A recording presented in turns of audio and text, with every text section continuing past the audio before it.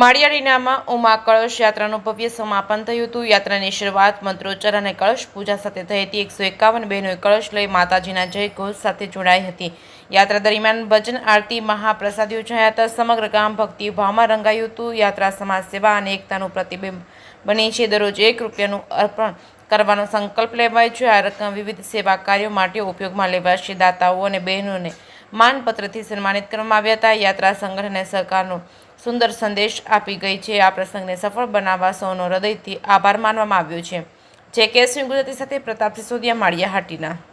જય ઉમિયાજી, my self ભરત અમૃતિયા, ઉમિયાધામ શિક્ષક સહમંત્રી શ્રી।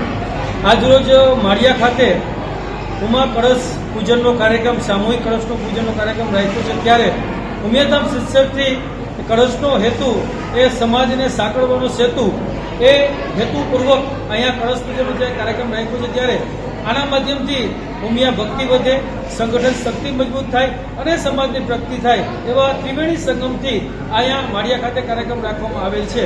આ 1-1 રૂપિયાનું યોગદાન રોજ પરિવાર દીઠ 1 રૂપિયો આ કળશમાં પધરાવે અને જેના માધ્યમથી સમાજમાં એવા વંચિતો કે જ્યાં શૂન્ય આવક છે, ક્યાંક અંધ છે, અશક્ત છે, લાચાર છે, એ પરિવાર સુધી આ 1-1 રૂપિયાના માધ્યમથી એ પરિવારનું ગુજરાન ચાલે, એમના બાળકોનું શિક્ષણ મળે, આવા શુભક હેતુથી ઉમિયાધામ શિક્ષકથી આ કળશ યોજના મૂકવામાં આવી છે। ત્યારે આજે માળિયા ખાતે સમગ્ર પરિવારનું આજે સામૂહિક કળશ પૂજન અહીંયા રાખવામાં આવેલ છે।